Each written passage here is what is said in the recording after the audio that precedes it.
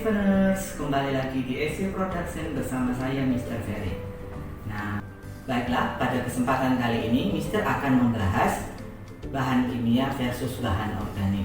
Nah, yang membedakan mereka adalah kandungan yang ada di dalamnya. Yang satu lebih bersifat sintetis dan yang satu bersifat alami. Nah, sebelum kita bahas lebih lanjut, apa sih yang menjadi alasan penggunaan dari bahan kimia pada makanan kali ini yang kita bahas? Nah, sebenarnya bahan makanan yang lazim kita gunakan itu adalah 4P. P yang pertama adalah pewarna, P yang kedua adalah pemanis, P yang ketiga adalah penyedap, P yang keempat adalah pengawet. Nah, yang menjadi dasar penggunaan ini intinya hanya agar makanan yang kita makan bisa terlihat lebih menarik, lebih sedap, atau punya nilai jual dan nilai ekonomis yang lebih tinggi.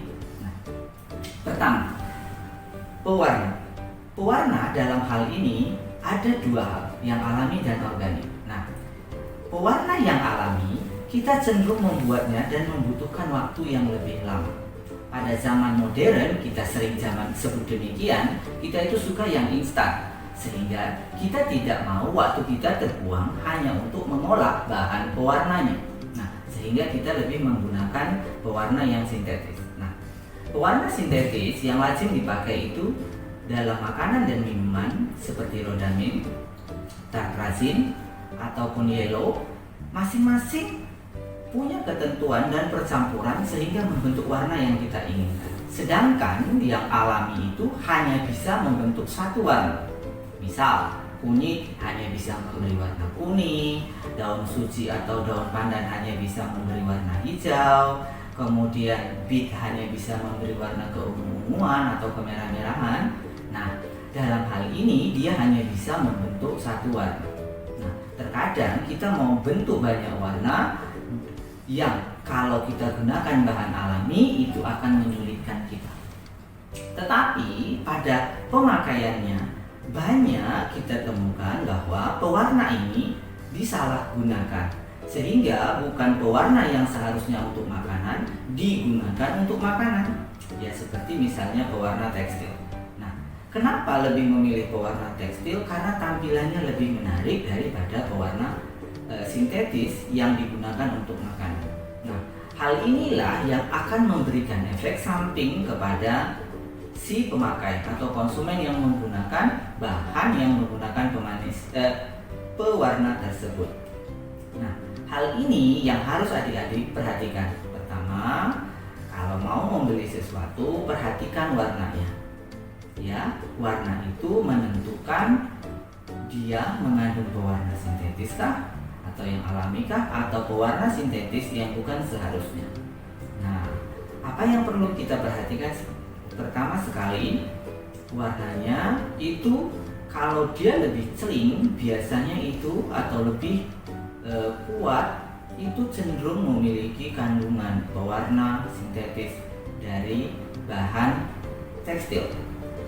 Kenapa? Karena pakaian yang kita gunakan itu cenderung lebih kilat. Sedangkan pewarna makanan itu akan lebih lembut, ya. Tapi kalau kamu gunakan yang alami, itu hanya bisa kamu ukur untuk menyamakan kondisinya dengan menambah lebih banyak. Terkadang warnanya menjadi lebih jelek. Ya. Yang kedua adalah pemanis. Nah, pemanis ini bagi adik-adik yang suka memakan permen ataupun minuman kemasan, ini harus diperhatikan. Kenapa? Karena beberapa pemanis itu jika dikonsumsi dalam kadar yang lebih tinggi akan mengakibatkan karsinogenik.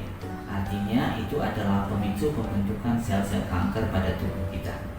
Sehingga kakak tidak minum minuman kemasan boleh, tapi harus punya rentang waktu atau space time antara minuman yang satu dengan yang lain sehingga tidak terjadi penumpukan gula berlebih di mana gula itu adalah gula instan. Kenapa? Karena kalaupun kita konsumsi gula alami, dia juga kadang akan memberikan efek bagi kesehatan kita. Kenapa demikian? karena pemanis ini juga akan mempengaruhi kadar gula darah kita. Jadi konsumsilah sesuai dengan yang dianjurkan. Tetapi kalau misalnya kita sudah terlanjur terkena penyakit yang memiliki kadar gula tinggi, kita bisa mengalihkannya dengan meminum gula-gula yang lebih alami. Nah, sering muncul dalam pelajaran bahan kimia makanan ini kepada kakak, "Kak, kalau aku misalnya kena diabetes, aku nggak bisa minum manis." Bisa, kamu bisa menggantinya. Yang penting kita mengetahui bahwa gula yang kita minum itu baik bagi tubuh kita, bisa diolahnya dan dicernanya. Artinya kita hanya perlu mengubah strukturnya, di mana pemanis pada umumnya mengandung sukrosa yang tinggi. Nah, bagi penderita penyakit gula darah, biasanya gulanya akan diganti ke bentuk laktosa atau maltosa. Itulah kenapa ada gula jagung, gula sorghum. Nah, itu bisa kamu ganti. Atau misalnya kamu minum di rumah dengan menggunakan gula kelapa atau gula aren, hanya saja teh kamu akan lebih hitam. Nah, beberapa pengalaman yang saya lihat, beberapa daerah itu, terutama di daerah pedalaman, mereka menggunakan gula kelapa untuk minum air minum mereka, teh. Ya, hanya saja tehnya akan menjadi lebih hitam atau lebih pekat. Ketiga adalah penyedap. Nah, kita bangsa Indonesia, adik-adik harusnya bisa berbangga hati. Kenapa? Karena rempah-rempah ini banyak sekali di Indonesia. Nah, rempah-rempah ini digunakan sebagai bahan penyedap makanan. Nah, yang alami di Indonesia sangat banyak. Hanya saja, kembali lagi, terkadang kita malas untuk mengolahnya. Nah, pengolahannya juga sebenarnya tidak terlalu sulit. Hanya saja kadang kita ngambil ini, beli itu, beli ini, beli itu, dicampur lagi, kemudian mengolahnya lagi. Nah, itu kadang membutuhkan waktu yang lebih lama. Akhirnya kita memilih cara yang paling cepat dengan memilih yang instan. Nah, instan sih boleh, tapi pemakaiannya itu tidak boleh berlebihan. Nah, tapi nyatanya kita lebih sering makainya berlebihan. Nah, kelebihan penyedap sintetis ini akan memberikan efek yang lebih pada tubuh kita. Kenapa? Karena bahan utama dari penyedap ini atau yang sering dikenal dengan MSG, monosodium glutamat, itu sukar diurai oleh tubuh kita sehingga akan menumpuk dari waktu ke waktu dan akan membentuk sel-sel karsinogenik. Artinya akan mudah membentuk sel-sel kanker. Oleh sebab itu, kita harus bisa menggunakan penyedap ini dengan bijak. Jika tidak terlalu penting, ada baiknya tidak usah digunakan, atau boleh digunakan tapi sesuai dengan kadarnya, jangan berlebihan. Nah, yang paling enak itu adalah tetap menggunakan bahan alami. Kenapa? Kan sayang, rempah-rempah kita tidak akan laku lagi dijual di pasaran apabila kita semua pakai yang instan. Nah, oleh sebab itu beberapa company juga sekarang menggunakan bahan-bahan yang alami, diolah dengan lebih baik, kemudian membentuk satu penyedap yang lebih alami juga, walaupun mengalami proses di mana tidak terlalu banyak proses kimia dan tidak terlalu banyak menggunakan bahan kimia.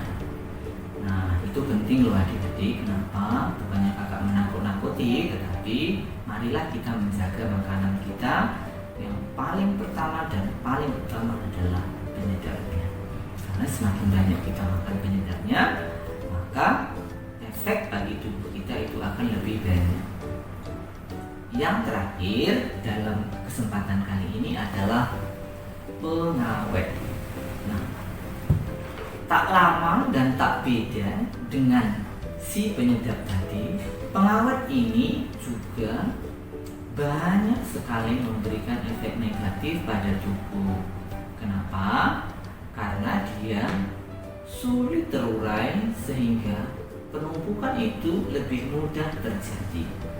Nah, bahan pengawet yang utama yang jenisnya instan yang kita gunakan itu adalah natrium benzoat, salah satu senyawa organik ya. Benzoat itu termasuk senyawa organik tapi suka diurai oleh tubuh kita. Nah, dalam hal ini nantinya pengawet ini dipakai hanya untuk memperpanjang usia dari makanan yang kita milih, sehingga expired date-nya lebih lama. Tapi ada nggak yang alami? Ada, hanya saja yang alami ini tetap membutuhkan proses. Misalnya kalau adik-adik mau tahu, di dalam pengawetan yang organik biasanya kita hanya menggunakan garam atau asam.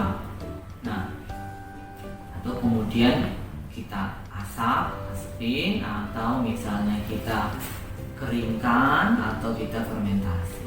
Nah, itu yang pengawet yang bersifat alami. Tetapi pada penggunaan bahan pengawet yang kimiawi atau yang kita sebut sebagai yang instan tadi, maka kita harus lebih bijak menggunakannya. Jika tidak perlu dan tidak membutuhkan waktu lama, ada baiknya tidak usah digunakan. Nah, kalau kita beli yang dalam kemasan, maka kita juga harus mengontrolnya. Artinya seperti dalam pertemuan yang lalu, kakak-kakak yang lain sudah bilang, yuk menabung. Nah, dengan kalian mengurangi mengkonsumsi minuman ataupun makanan yang mengandung 4P tadi, kalian bisa menabung juga. Loh kak, aku kan pengen juga makannya boleh, tapi satu, jangan berlebihan. Oke, apapun yang berlebihan itu tidak baik bagi tubuh kita. Nah, dalam hal ini kalian dan adik-adik juga penting untuk tetap banyak mengkonsumsi air putih ya. Ya, itu penting untuk menjaga kesehatan tubuh kita juga ke depan. Baiklah, itu tadi yang dapat Mister berikan, semoga bermanfaat. Nah, jangan lupa like, komen, dan share ke teman-teman kalian